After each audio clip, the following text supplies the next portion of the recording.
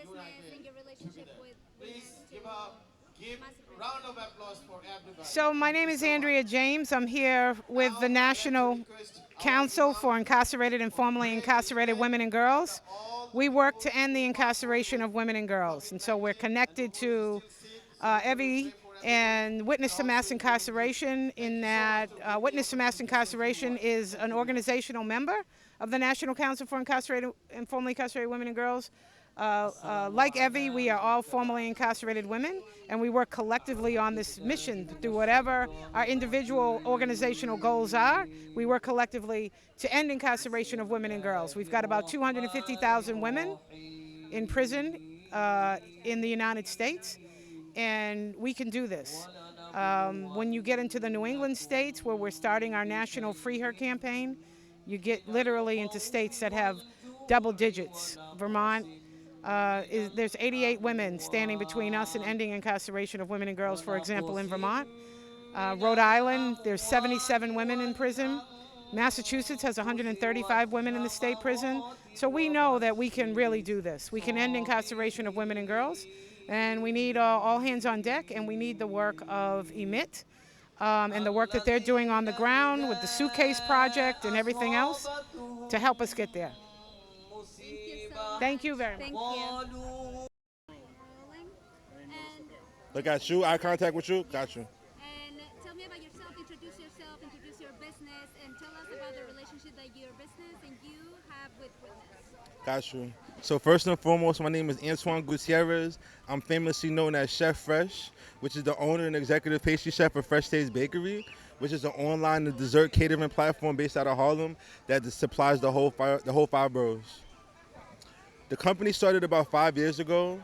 We're 5 years in business. I'm about 10 years home from prison. September, 5 years self-employed, 5 years off of parole. So I'm actually really rocking, and like this type of event is actually what we live for and what we need actually around here with a lot of my other formerly incarcerated peers. Like a lot of us is here because this was like a reunion. Like a lot of us that are here, I've met amongst my journey through programs like the Five Ventures, the Dough Fund, which the Dough Fund taught me how to be a baker.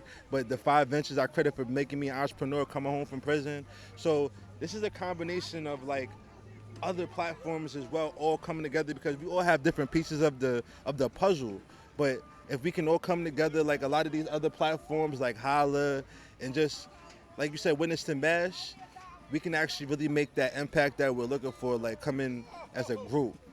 So that's what this means to me. Like, and what else did you guys want to know? Because I know you guys are gonna chop this, but I want to get it flowing again. I'm sorry. Your relationship with Witness, like how did you get to be here? Got you. Let me talk about that. Suitcase Sunday. Got you. So Suitcase Sunday. Let me start rocking. Hold on, let me get ready. So Suitcase Sunday came about by Evie Whitlock reaching out to me, which was an honor. She reached out to me. She said, "Chef Fresh, I see you out here kicking butt with your cupcakes, but now we need you to represent for us and come be a part of things." And without a hesitation, I'll tell her, "Yes, I will, and we'll be there." And so that's how I got here. And like once again, it's just an honor to be here as part of this, to be an example of success and show that us formerly incarcerated individuals can be successful and can make it. Thank you so much. Now, definitely, thank you. Thank you. Okay, so introduce yourself. Okay. Tell us what role do you play in Witness? Okay. Like about the organization and everything. Okay. So my name is Sasha Nanis. I met Evie when we were juniors at Tel Aviv University 50 years ago. I was 5, of course, at the time. No. And we'd been in touch through the years, lost touch, and then when she came out of prison, somehow or other I found her on Facebook and I contacted her and found out everything that had happened, and was just there as a supportive friend. Now what I do is I'm an event planner. I do major events. I recently did a huge event for the American Israeli Council in Times Square. I've done things for Google, Morgan Stanley, I mean just, And so a couple months ago she told me she was doing this event. She's never done a big event, could I partner with her? And I said I'd love to, and it's been, amazing. I mean, it's emotional. I'm a very emotional person, but what you think of what so many of these people have been through, Evie included, and what they're trying to do with their lives and the lack of support they get, that there's an organization that Evie has created to help people, to inspire people, to connect people is just so important for the community, to understand that these people come out of prison with nothing and they don't know what to do, where to turn, and it's just very inspiring to want to, just be there for them. So the Suitcase project that she has, started is amazing. And this event, this map to connect people who were formerly incarcerated, I think is just an amazing thing, and I'm so happy to be a part of it. It's amazing. Thank you so much. My pleasure. So just tell us about yourself, introduce yourself, about your business. Well, I have 3 businesses, so. About your businesses. Okay. And what is your relationship with Witness? Okay. Ready? Yep. My name is Ishmael Diaz Jr. I was incarcerated, came home in 2016. I couldn't get a job, and I started Free Time Laundry, which services laundry throughout the 5 boroughs. When COVID hit, I couldn't make ends meet, so I started cooking food, and I started another company called Brooklyn's Empanadas. So right now, both companies are flourishing, and I invest my money in aquaponic farming, and this is actually how I connected with Witness to join the MAP, and so hopefully we find investors so we can build an aquaponic farm. Amazing. And what is the importance of your business being here at Suitcase Sunday? We're here to support other people formerly incarcerated who have businesses, because we know how hard it is when you can't find a job when you come home. So my businesses, I'm trying to grow them so that I can employ other people coming home formerly incarcerated. Thank you so much. Well, thank you.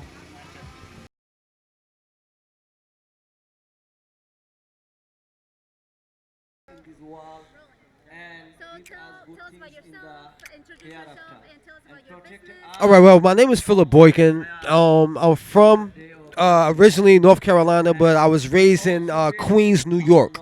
I left Rack City, Iraq, 57th Avenue. What's happening?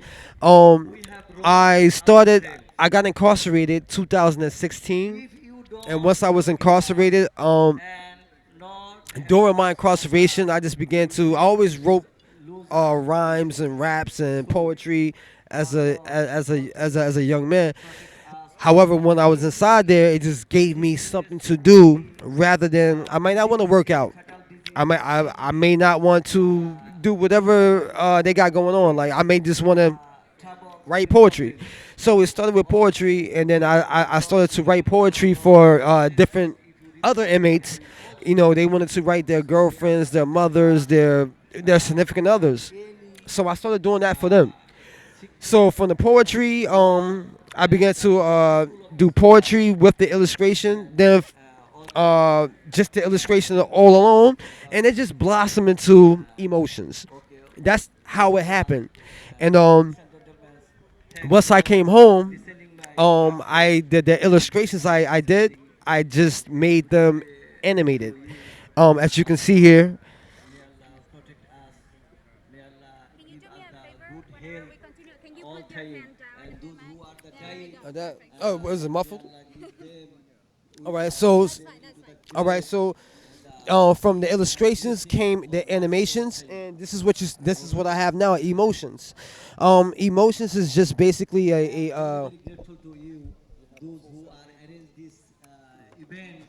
emotions is basically just a way to express yourself without texting verbatim.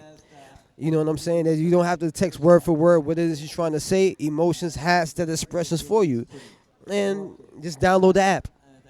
And Emotion does the rest. And what is your relationship with Witness? Basically, Witness is affiliated with Defy. Defy was a organization that was helping incarcerated individuals that they even come to the prisons, and give them hope, give them inspiration. And when I came home, I stuck with Defy.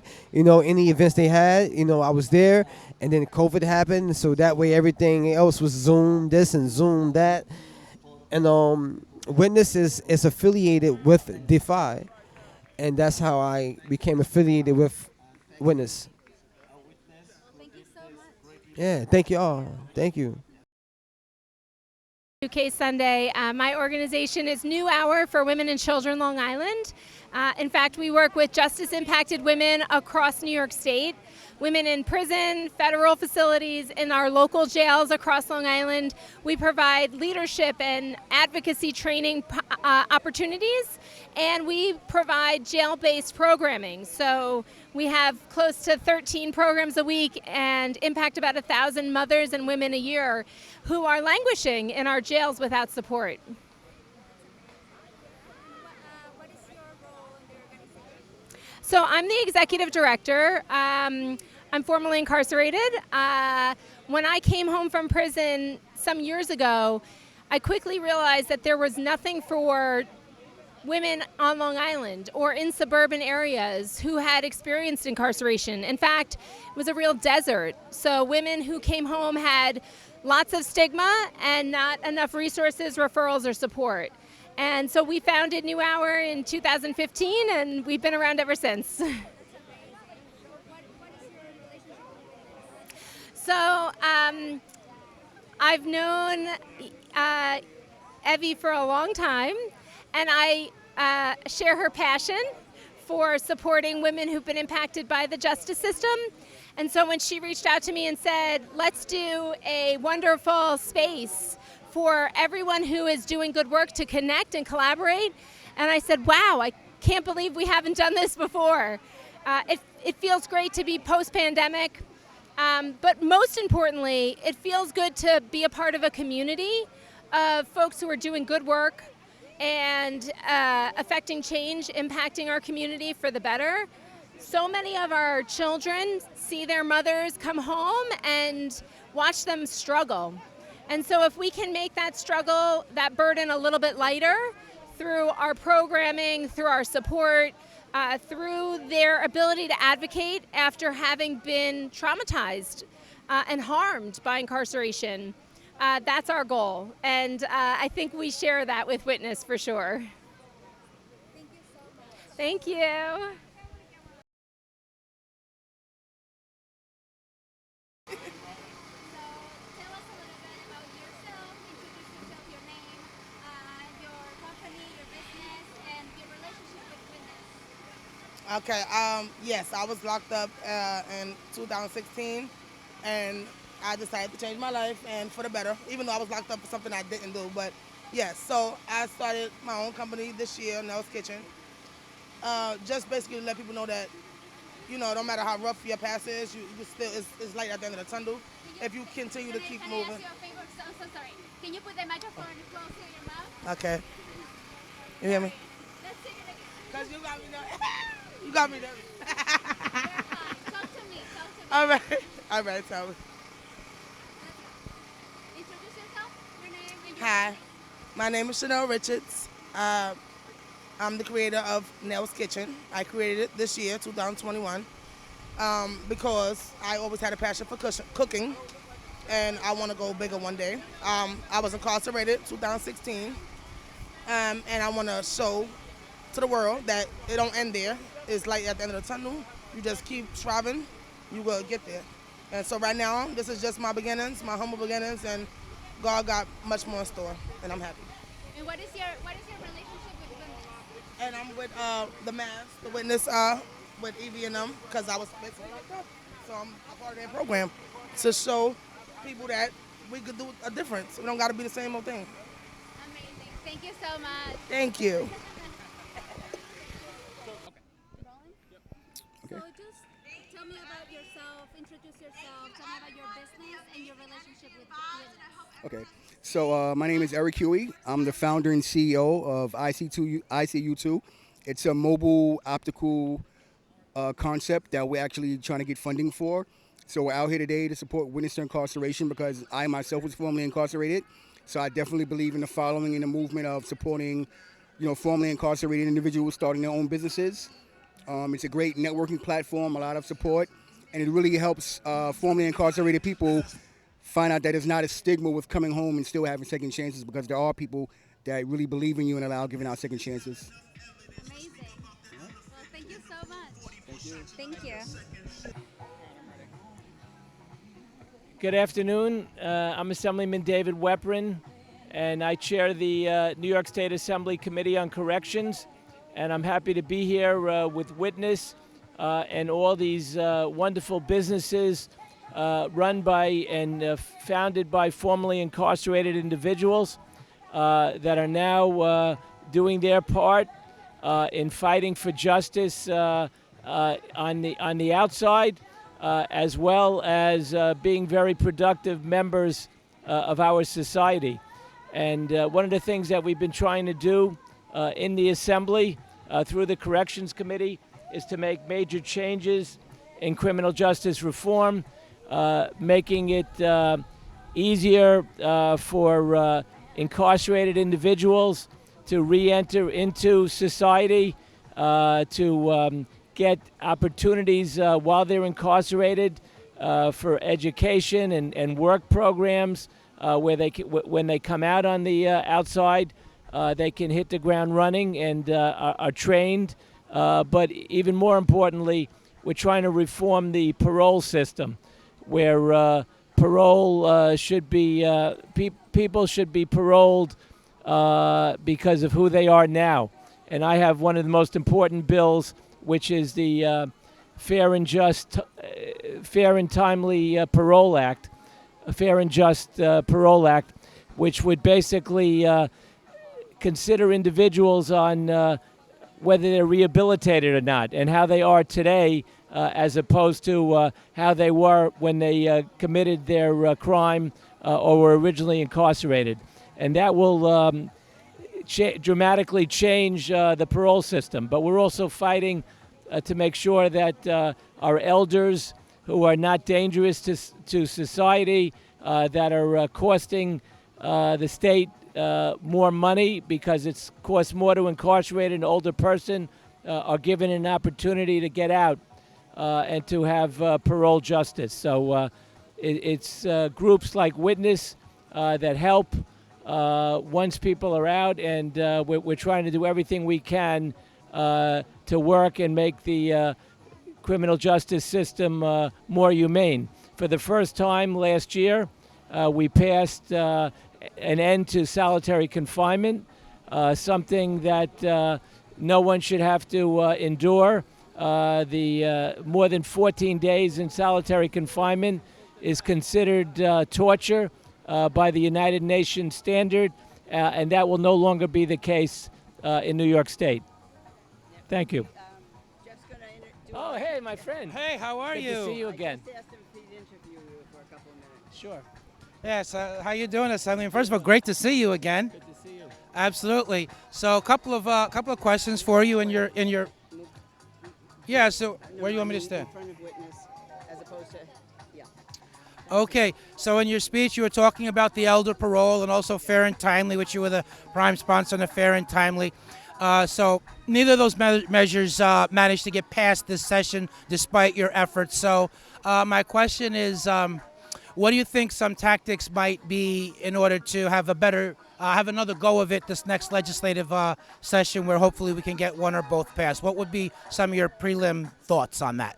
Well, we basically have to bring more people into the coalition to explain why it's so important, why individuals are not the same people now that they were when they were formerly incarcerated, when they were first incarcerated, and people should be looked at how they are now, and that's really the rehabilitation aspect of corrections. You know, we call it the Committee on Correction, not the Committee on Punishment, and there's a reason for that, because we want to change people's lives. We want people that while they're incarcerated to become different people. and to be rehabilitated. And that's why it's so important to pass these types of bills and to consider for release how an individual is today, not how they are, when they committed the crime. The nature of the crime is never going to change, but the nature and the person themselves can change, and that's what we should be looking at. So in terms of coalition building, would you say that grassroots tactics like doing press conferences or having rallies or even speaking events where educating the public, would you say that those are effective tactics, or would you think that other things should be engaged in instead of that? I think those are effective tactics, but I think we can also supplement that with other things as well. So one doesn't preclude the other. But I think we just have to reach out to more people, more coalitions, and we're seeing changes. Some of it is too incremental, but there are changes happening. So just changing gears, one more question for you. So the Commission on Prosecutor Conduct was passed, landmark legislation signed into law, independent oversight of prosecutors. That having been said, the commission still has to be funded and commissioners need to be appointed. So any thoughts in terms of the getting the commission funded so that it can do its work in investigating allegations of prosecutorial misconduct? So what do you think we could do as far as that? And secondly, what are your general thoughts about independent oversight of prosecutors? Well, I think it's important to have. We've had, a judicial conduct commission for many years, overseeing, judges and investigating abuse by judges. There's no question that there are a number of prosecutors that are similarly situated, and that was really what we modeled, the prosecutorial commission on, the judicial conduct commission, and which has been in place and been effective for many years. We're not saying all judges or all prosecutors are not doing a good job, but there are always some bad apples and abuse, and we should make sure that we root that out and we don't have those abuses. That's all I have. And listen, I want to thank you again, Assemblyman, for championing much-needed criminal justice reform. And the advocacy community knows that we have a friend in you. And thank you very much for showing up here today at Suitcase Sunday. Thank you very much. Thank you so much. All right, good. Okay, so tell us about your business, tell us about you, introduce Yes. yourself, and tell us about your relationship with women. Yes, my name is Alan Filzane. This is my lovely wife, Talia Filzane. We have a company. It's called New Trap Logistics, which is a truck and freight company where we trying to hire people from, what do you call that? Incarceration. I can't say. Yes. Incarceration to come, encourage women, male and female, to get your CDL license to come drive, because we're hiring felons. There's a lot of companies that's not hiring felons. We're hiring. So we also have a platform base where you could, as an investor, become a fleet owner without dealing with the day-to-day operations, where you could put your truck on the dry fleeting platform and they will get a driver for you. They will run the day-to-day operations for you and the back office, and you just sit back and get passive income. It's another great tool to create generational wealth. But that's on the investor side. I know not everybody can come in to do the investor side because you need money, obviously. But as you can come in and as a CDL driver, you go do your permit online for free. Get your permit. That's going to start you off to go to the CDL school and become a driver. And then I can show you how to set up your business where you can scale up, be an owner-operator, become your own fleet owner, and also scale to have passive income to build wealth for your family. But me, a little bit of story about me, backdrop about me. From Brooklyn, New York, East Flatbush. I did a little jail time, This is why I call it New Trap Logistics, because if you hear anybody, they go trap house, they talk about, drug selling and all this stuff. I did that. I got locked up for it. I don't want to do that no more. So I had to create a new trap system to make money, so we don't got to be out there selling drugs, robbing, doing this. So you could come into this platform and make money, and that's why I call it New Trap Logistics. There's a new trap, a new way of thinking, changing your mindset. So that's what I'm about. And then I hooked up with this wonderful lady here, Miss Evie. Come, witness the mass incarceration to help the brothers and sisters to come out, to get your CDL, and you know, if we could get them to, because it costs money to get your CDLs. It's not easy. CDL class A, guys. So, you know, try to help them out and get them, you know, I will help them, you know, set up their business, the EIN, articles of organization, to, you know, to when they're ready to set up and grow. So that's, you know, a little bit what we do here. So you know? this is basically, we also have what we call the one-stop shop for all your trucking needs. It would allow you to, as I'm going to piggyback on what he said, to grow within the company. So you can be part of the company, initially start out, you become a driver, and after a few years, you become your own operator.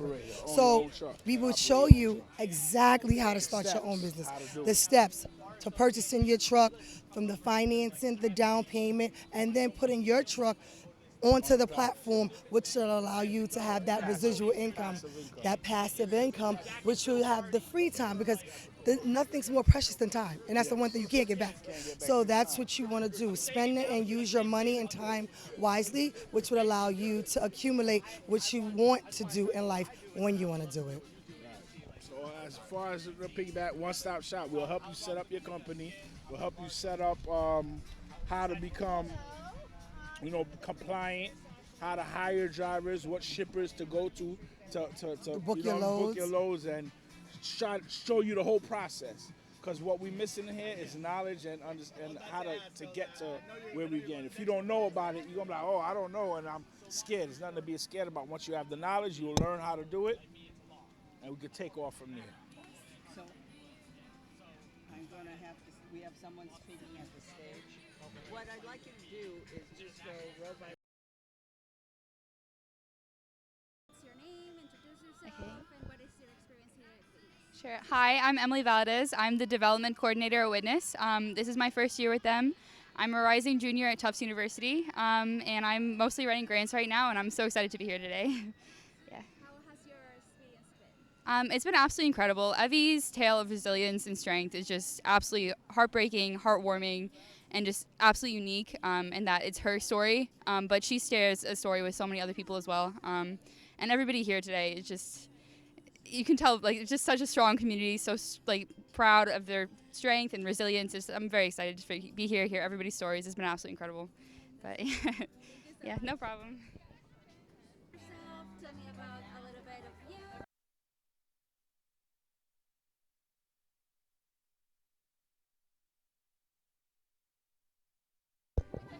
There we go. It's okay. And tell me about your experience with Witness and why are you here?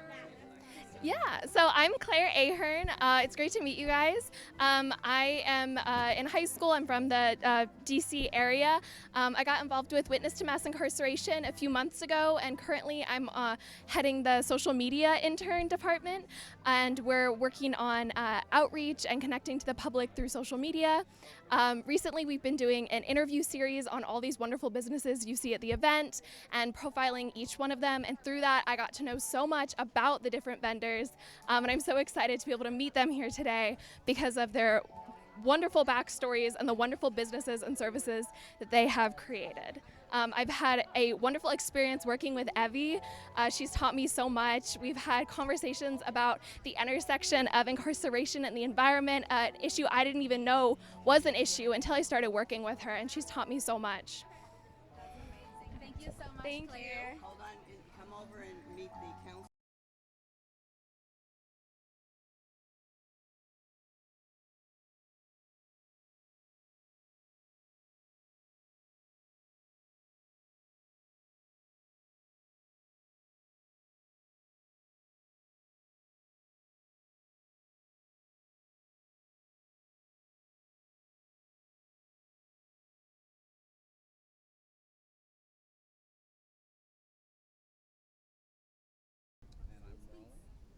So tell me about, introduce yourself, tell me about a little bit of you, what you do, and what is your experience here with Witness?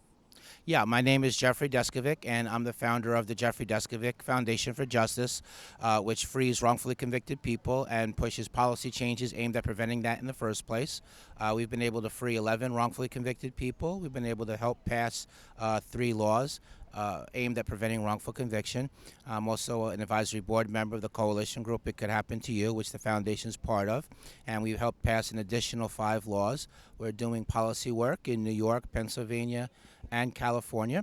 I'm an attorney, and I come to this work because I was personally impacted. So I served 16 years in prison from age 17 to 32 for a murder and rape which I did not commit prior to being exonerated by DNA evidence, and which identified the actual perpetrator. And this is now my life work, freeing people in the same position that I was once in and preventing what happened to me from happening to other people.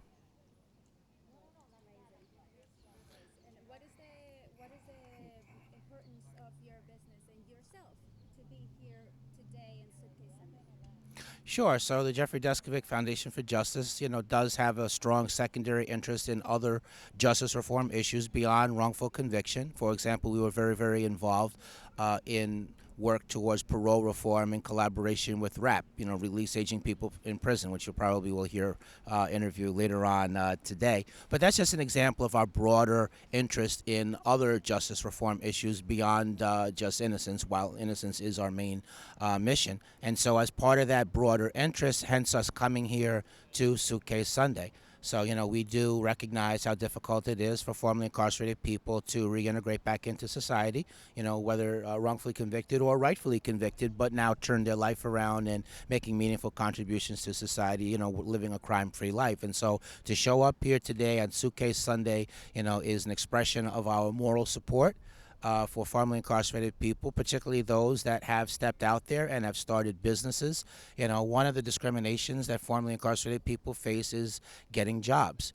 And so if you own your own business, then you're not dependent upon being hired anymore. And in addition to that, you would be able to give jobs to other formerly incarcerated people, give them their start. It's easier to go from job to job than no job to job. So that's another aspect of it.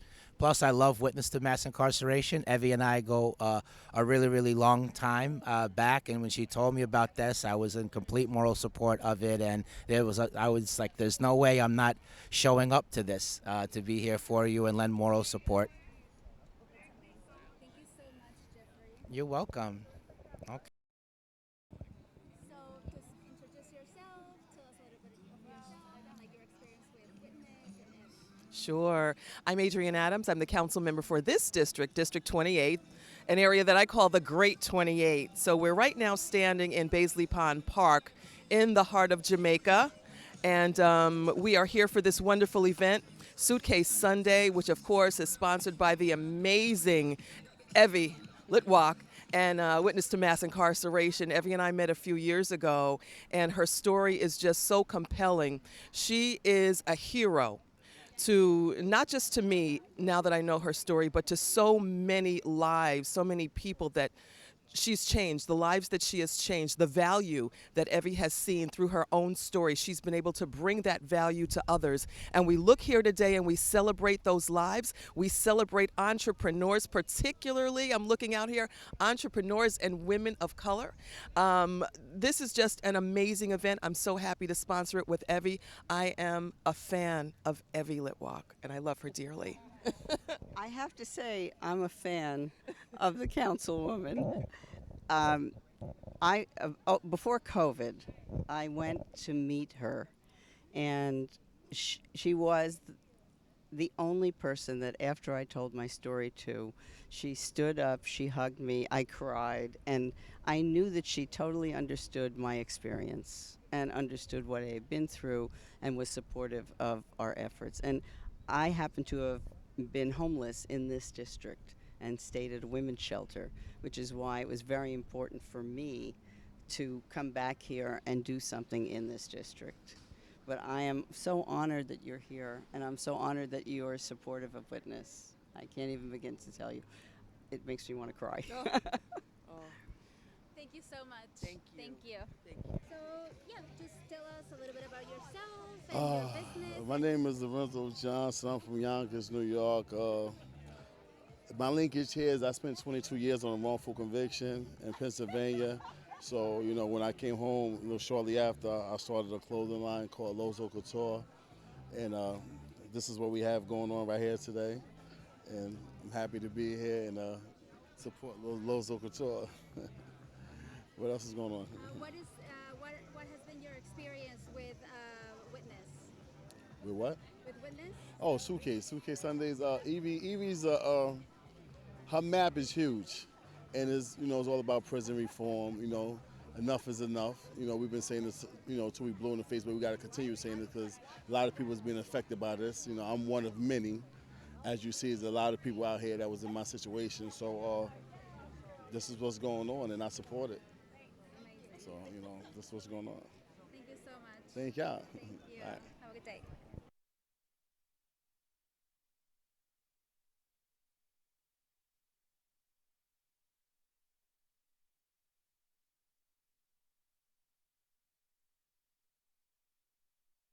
I just thought we would have a little holla and you. Oh, yeah. Who wants to start? Go ahead, tell them a little bit about holla.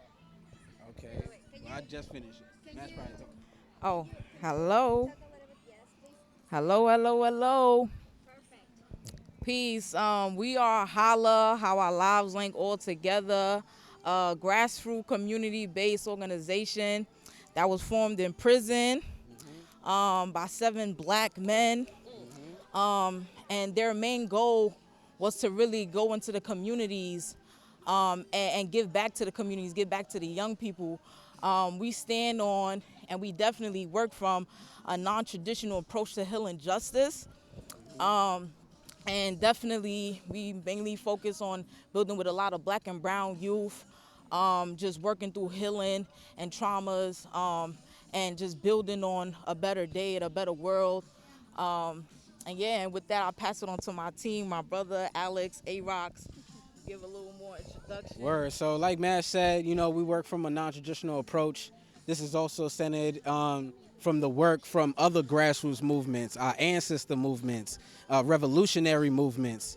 So we really ground ourselves on the non-traditional approach to criminal and social justice, which was created by the Greenhaven think tank, which was a group which was also in Greenhaven, which was creating rehabilitation programs, resurrecting programs for black and brown people that was in prison, coming to prison in the 60s and 70s, and understanding that they came from the same communities that was getting harmed, communities that was being targeted and attacked, communities which also had a history of coming from enslavement in America. So from understanding that kind of history, they galvanized and came together and started organizing, and we stand on that kind of research that they studied, and how do we bring healing into our communities, how we let our communities know that there's a connection between our communities and our people from the communities going into prison. There's a deep connection, and how do we stay strong together and stay strong in the movement together to bring our people home from prison. So, appreciate it. Peace. I'm A-Rocks. I'm definitely one of the co-founders of Holla. Holla stands for How Our Lives Link All Together. Yes, like the sister and the brother had just mentioned, from all of these different movements that we followed up, Holla came out of prison and we created 2 programs. One with the Nat Turner Revolutionary Leadership Program. Y'all still talking my hands and all that. The Nat Turner Revolutionary Leadership Program, and then also the YOC. These are 2 of the graduates and leaders of the YOC, co-founders of YOC. The 6-month program that they went through was pretty much about how we learn together, how we journey together, and how we get to know each other in a real deep way, and how young people could be an example of how they could be leaders inside their communities. That's one. The other part is we understood that we needed a 2-way street. Before we could heal the world, we needed to heal ourselves and all that, and then we could go out and heal the world. So what we did, we actually created a healing justice movement where these young brothers and sisters came together and was able to go out and reach out to 80 different circles where we did a lot of trainings on healing justice, After that, we went deep into it because we knew just 6 months wasn't just going to be enough. 12 months wasn't going to be enough. So in a matter of 18 months afterwards, we end up going around the world, you could say, you know what I'm saying? Almost the world. We ain't get all the different, what's the name? But going around the world and practicing this movement and practicing this understanding and this studies and stuff like that. And after we reached out, we had to study with ourselves. We took some of that data that we got from these young people and from over these different circles, and we was able to make an album out of that. We created a music album, and then we also created a documentary. The documentary and the music album is on YouTube. It's called We Came to Heal, and our album toward the Report Back by YOC, the Youth Organizing Collective. I'm missing anything? That's good. Yeah, you can find us, man, healwithholla.com. Yeah, I'm always nervous. Know what I mean? I love talking to the people, but thank you. But yeah, this is what we about. This is what we do. We missing some of our other leaders. Corey's not here. Different leaders is not here, but we love y'all and we care for y'all, man. So thank y'all for being here, and thank you for allowing us for being here. Witness, thank y'all for allowing us to be in this movement right here. Oh, I love you guys. Nah, you know. You do great work. No, I appreciate it. Thank you. Want to take a group picture? Oh, yeah. Yeah, that'd be great. Yes. Well, I got the mic in my hand. we need one for those Instagram.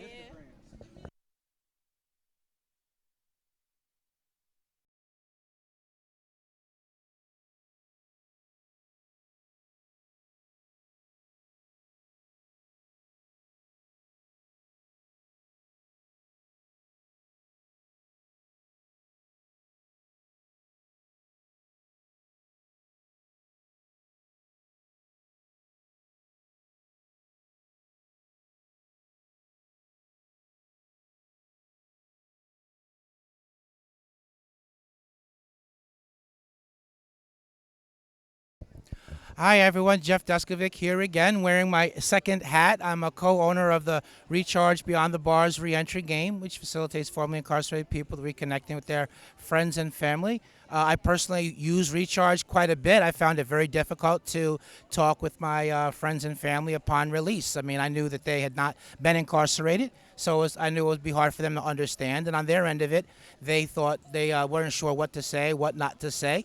What to ask, what not to ask. So when Leslie, who created Recharge, came to me with it, I was on board, but I really like to turn it over to her for Leslie. She's really the star here. She created Recharge. I had zero to do with its creation. I did invest in it and to help bring it out to life, to get it to hands of people, but really, Leslie, this is really you. So. Oh, Jeff, thank you. Thank you very, very much. So I created this game because obviously there's a lot of social and emotional communication blockages and problems that occur due to incarceration and to the stresses that the families are going through, as well as the people who are incarcerated. It's just an incredibly stressful situation all around. Like in the military, they say when a veteran or a soldier serves, the whole family serves. It's the same exact thing when somebody in a family goes to prison. So this game just helps people to really open up. They're really, really fun questions, really deep questions, group activities, drawing, like draw a picture of the state of your soul and explain.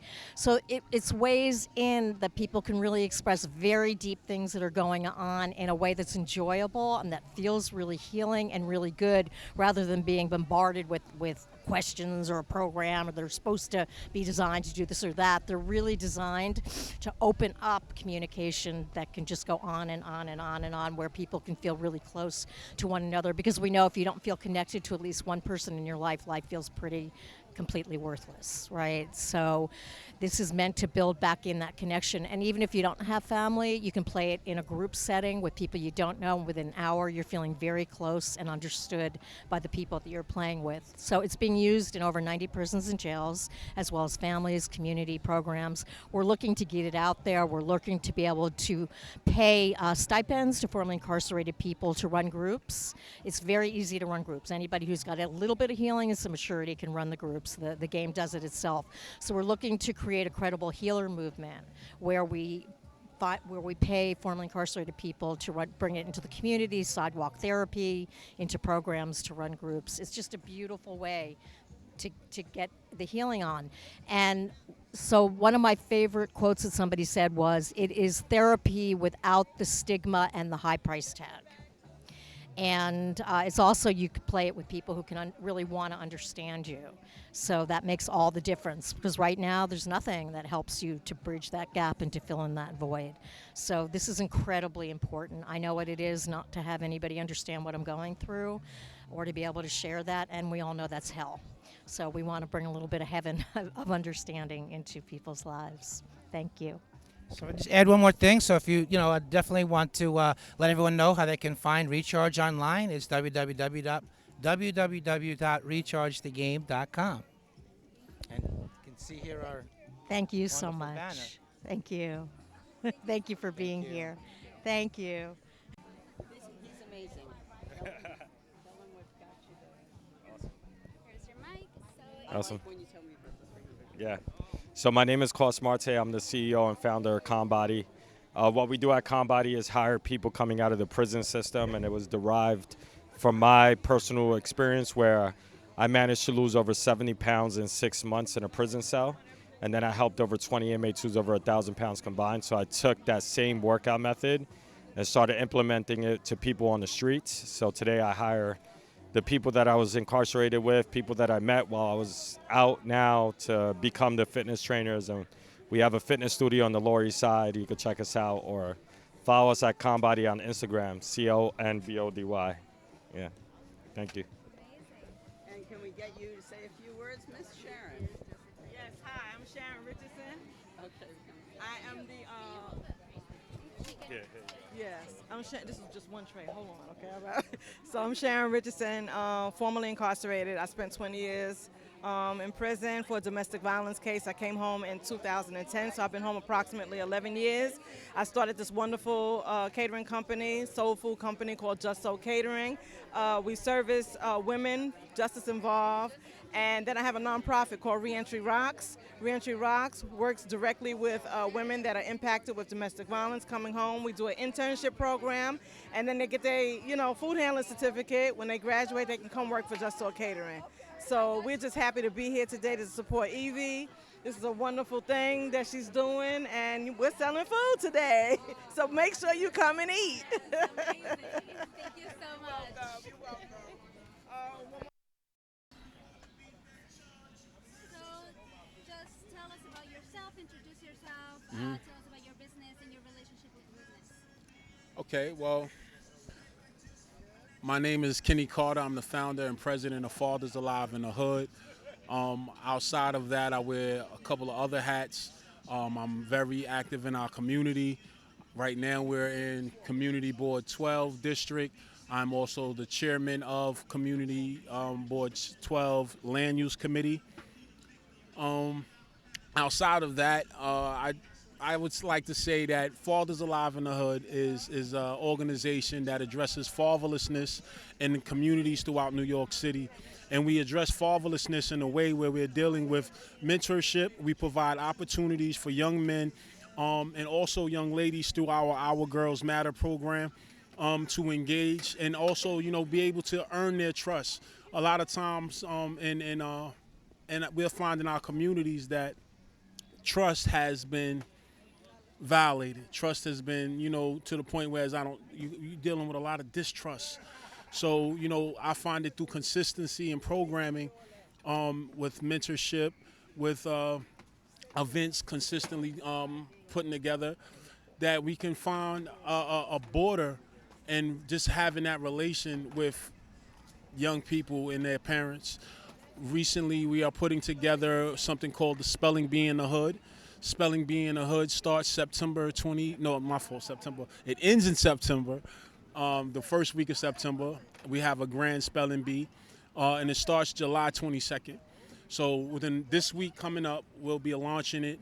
It's on our page and on Facebook, Instagram, on our website, fathersaliveinthehood.org. We've been in existence since 2011. That's over 10 years. I'm formerly incarcerated.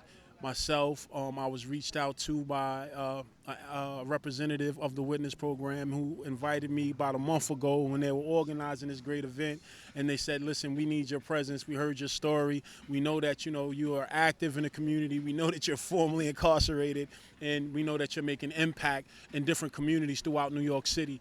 And I wanted to just make it my business to be able to just be present, because my word is my bond. And I told her, yes, I will be there.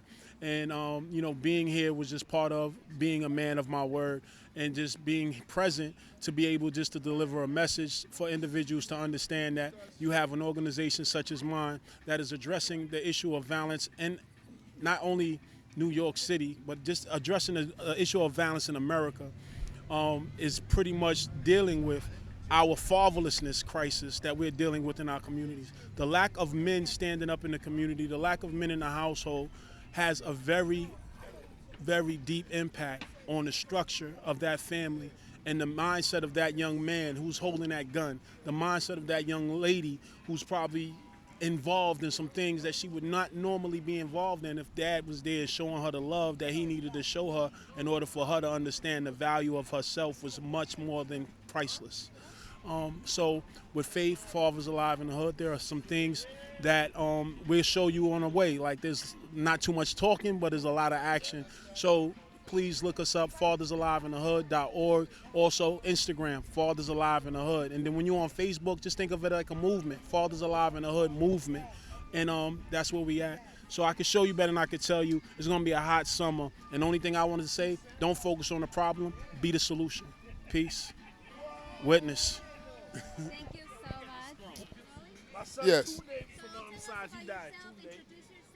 Tell us about your business and your relationship with All right. Well, my name is Prince Marshall. In 2018, I was released from doing 18 years to life. I served 19, actually. Since then, I've become a pastor. I co-founded Codex Global with my partner, which is a software company. We develop apps, websites, do online marketing and hosting. Anything IT, we do. And we do it spectacularly. We do it better than our competition at a fraction of what they charge. Reason being that my partner, he's been doing this for over 20-something years, 25 years actually. And originally Codex was really founded in India, and it's headquartered there. We just so all our workers, employees, they come from India, Saudi Arabia, Egypt, those places. So we don't pay them as much as the American companies have to pay their employees. So this is why you're gonna get top quality work with us at a fraction of what you have to be paid over here. You hear me? And Codex Global started Checkmate. You heard? Checkmate is a relationship monitoring service app. Checkmate is a game changer. You hear me? The guys gonna hate me for this one, but the ladies will appreciate it.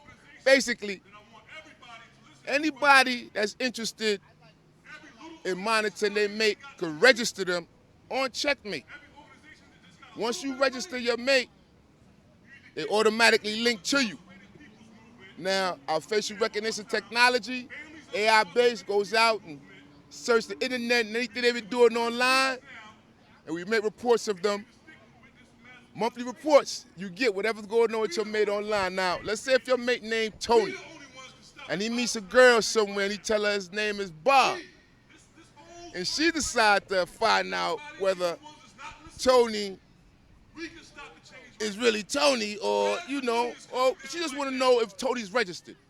And she'll upload Tony's picture, and she'll find out that no, Tony has been registered already as Bob, and then whoever initially registered Bob, they're gonna be notified that somebody was inquiring about their Tony. So all hell is gonna break loose. Checkmate will officially monitor your app, keep them, and let the world know who they belong to. In addition to that, right now, I'm in the process. Right now, I got Outlaws Only, which they're making a model. They're making a model for.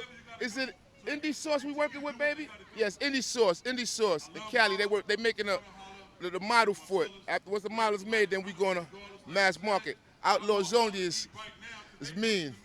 You hear me? It's an underwear line now that come with airtight, odor-resistant airtight, odor-suppressant, water-resistant pockets, specifically designed, I'm sorry to say, for people that get high recreationally to stash their drugs. You know, because it's impermissible for the police to search your groin area, unbeknownst to the public, but they do it. So even if you have something there and the police find it, it'll get suppressed in court. When the 208 million people that get high recreationally find out that even if, you know, in opposed to having their drugs in their pockets or in their purse where the police easily find it, they have it in their Outlaws Only, they'll be safe. They'll be safe, so everybody wear, and they're very comfortable. They're made with Pima cotton, elastic. They're the best. Oh, man. Breathable. They're the best. You hear me? Yeah, y'all gonna love it. But look, in addition to this, I'm a pastor, you know, because, you know, while I was in there, I found the man. That's how I was able to get through the whole process. He grabbed me, took me, and used me in there. Because I served him right out in there, he let me out, so I could continue to serve him out here. But I'm a different kind of animal, and he told me I'm the only one that could bring these other animals that wouldn't come to him. So I'm out here in the streets for the streets.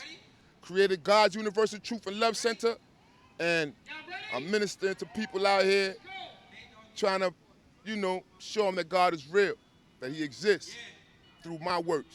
You know, it's all over where I got a lot on my plate and I'm trying. Last thing I'm gonna say is, you know, I just need a little help right now to get Checkmate through. We at the last stages. We got the Android version done. We just doing right now, we working on the Apple version. Once that's done, we gonna be ready to launch. But in order for me to complete this aspect, I'm short a couple, you know, let's say 50 grand. Somebody willing to help me partner, get on the next big wave with this Checkmate thing, guarantee you gonna be rich, man.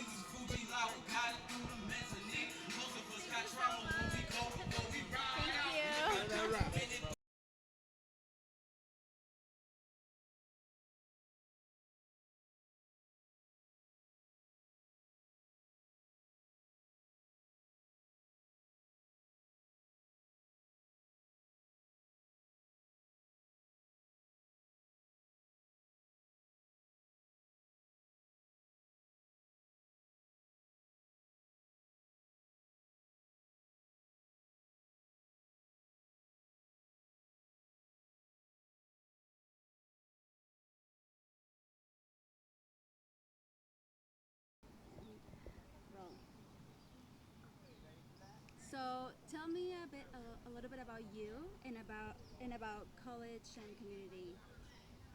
Fellowship. Fellowship. Yes.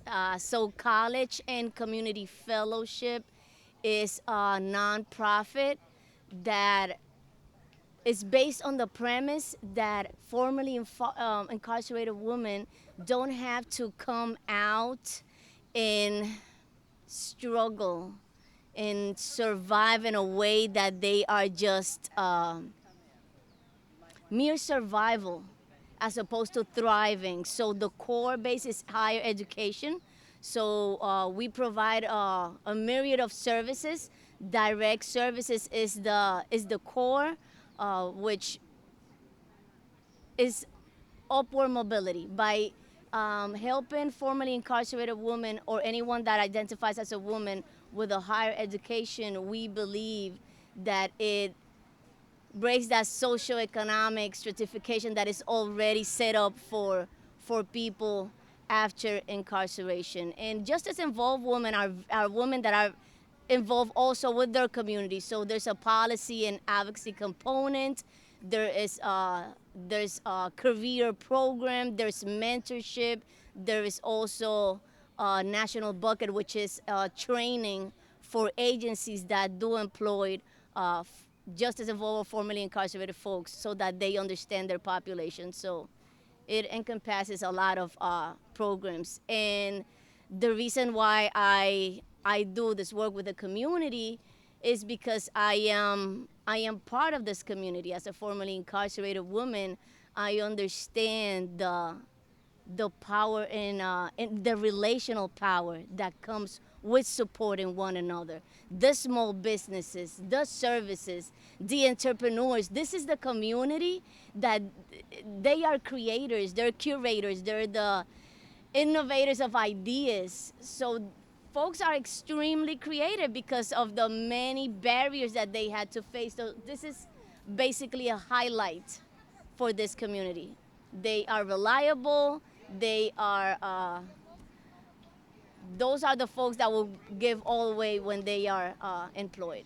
Yeah. Amazing. And what is the importance of your business to be here today in the Suitcase Sunday event? Well, CCF provides education which is usually left out of the conversation of criminal justice reform. And education is a foundational ground.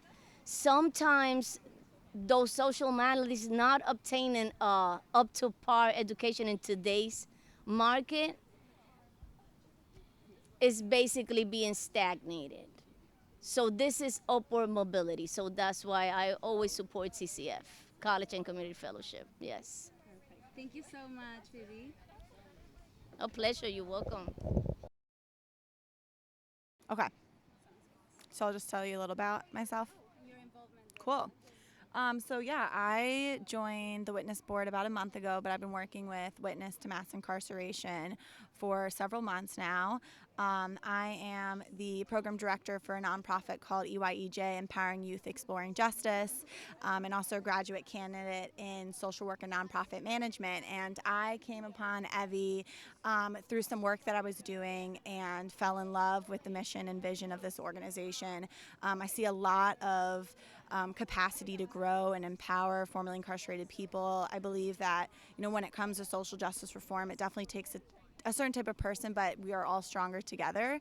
And it's been really phenomenal and empowering to see and learn about these organizations and these people that are, leading by example and taking initiative and being entrepreneurs and, turning their love into whatever they're interested in doing. And so it has been phenomenal working with Evie. Evie is truly, the stories that I've heard about her experiences and where she is now and how she got to where she is has been really inspiring. And I think this organization is true to its core, and it's been really awesome. I've learned a lot about the community. Yeah. So I'll tell you a little bit about me and why I'm doing this, and Katie can grab the mic anytime she wants to grab the mic. I was 60 years old when I went to prison, having worked 30 years in 12 on Wall Street, 7 as a nonprofit, and as fundraising chair. My life took a turn that I never expected. And I was incarcerated at 2 different federal women's prisons. And I spent time in solitary confinement. I like to introduce myself as a formerly incarcerated Jewish lesbian and the child of 2 survivors of the Holocaust, because it was those intersections that impacted me tremendously while I was inside prison. Everything Witness does is informed by my experience or experiences of my family. My parents are Holocaust survivors. And when they came, my mother was 12 when she went into the ghetto in Auschwitz. My father was 17. When they came to this country, they were given $2.50 each and a suitcase and had to start over. But fortunately for them, they had a community of Holocaust survivors in New York City who all worked together despite the tragedy of losing their families, their homes, and everything they knew. They worked together and built each other up. And the model of Witness and the model of today is we're stronger if we build each other up. So part of the MAPS project is for the formerly incarcerated people who are normally isolated and working out of their apartments, all of us, with very little funding and very little background. Now I put us in a place where we are together. And together we're going to meet each other. We're going to help employ each other. We're going to be aware of newly released people who are coming out and try to bring more business, each other's businesses into each other's communities. The worst part of prison was returning home, because I returned at 64, and there's something that's called reentry, and there's something that's called reentry services. And the primary services that exist in New York City are very large nonprofits that are designed to serve us, and they do, and they're of use. However, there's a problem, and the problem is they are transactional.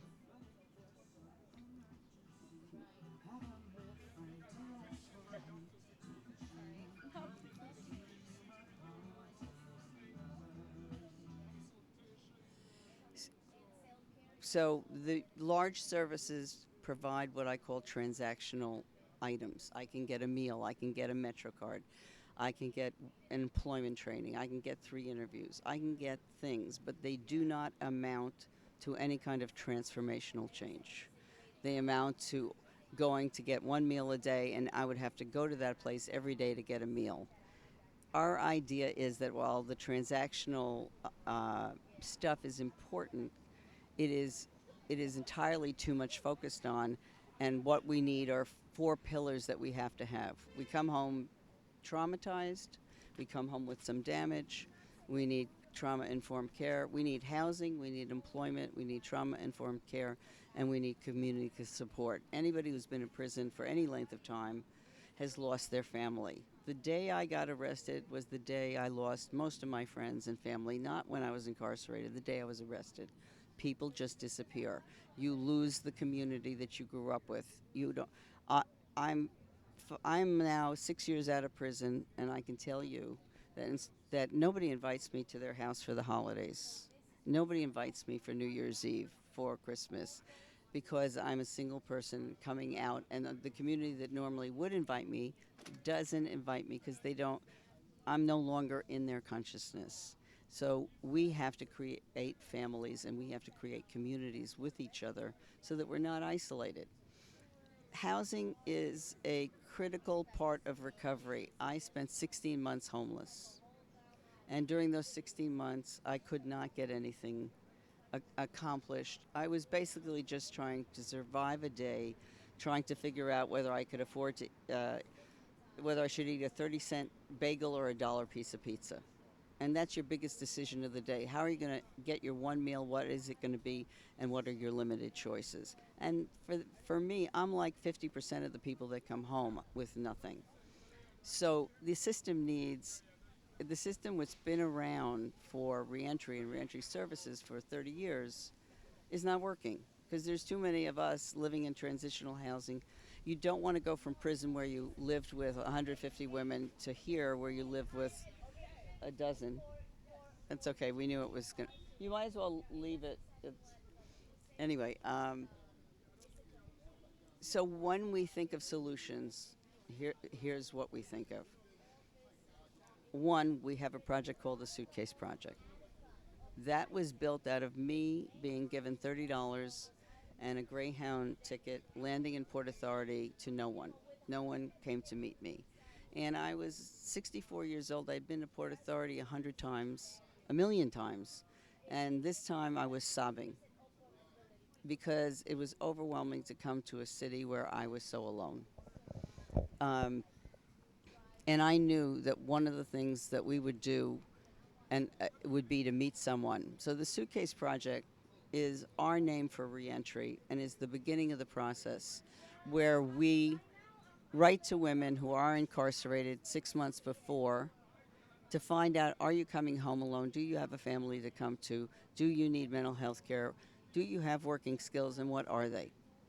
The day of their release, we meet them at the train, or we meet them at the bus stop, and we work from there to take them to lunch, their first good meal, and we provide them with a suitcase which has a phone with minutes for a year, a computer, and $600 worth of gift certificates, including food and Metro. But understand something, each suitcase costs us $2,500, but it really only is providing a year of a phone and a computer. The other stuff, the food you're going to eat in a month, the Metro card you're going to use in a month, and the other products and the other toiletries you're going to use and the clothes you're going to wear. So that's just a first entry. And then we want to follow women for 12 months to make sure that they have an apprenticeship, to make sure that they have a track for employment, because without a track for employment, you have nothing. The other piece about this, about the Suitcase project, is that we believe that people coming out of prison should have a 1 year of a safety net provided by the same city that incarcerated them. Instead of spending $420 million sending us back and forth on technical violations, if every person got a $30,000 stipend, which they don't get personally, and had a place to live and could pay their bills and had 1 year to get their act together, it would be phenomenal. And I'm forgetting something that I wanted to say. The trauma informed? No, we approach the interfaith community. Can you grab that? We approach the interfaith community. Sash, can you grab my phone? What? I'm being interviewed, and don't bring anybody over here now. Please. Oh no, I'm just saying. Who's calling? Give me 1 second. Wait, hold on. This is from the Capitol Police for security. Hello?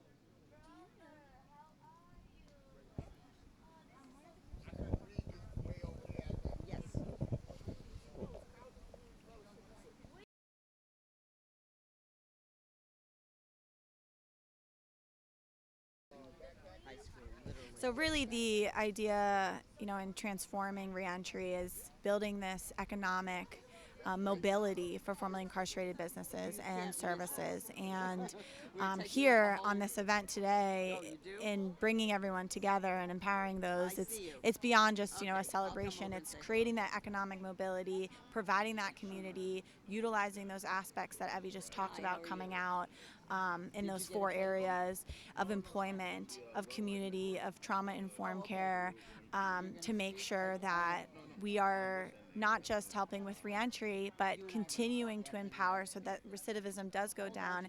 And then another program that we also focus on is eliminating sexual violence behind bars. Evie can talk a little bit more about PREA, which is the Prevention, Rape, Elimination Act. But Evie's done a lot of work about reform around, the gaps within PREA and how we as an organization work to try and break those gaps and provide women behind bars the resources they truly need to be able to get the help that they need if they're facing sexual violence. And of course, through like an intersectionality lens, women of color are incredibly impacted by sexual violence behind bars. So how can we be impactful in breaking down the barriers to the success of PREA? Hello. We're here from Music on the Inside. Oh, cool. Musicians are here. Oh my gosh, awesome.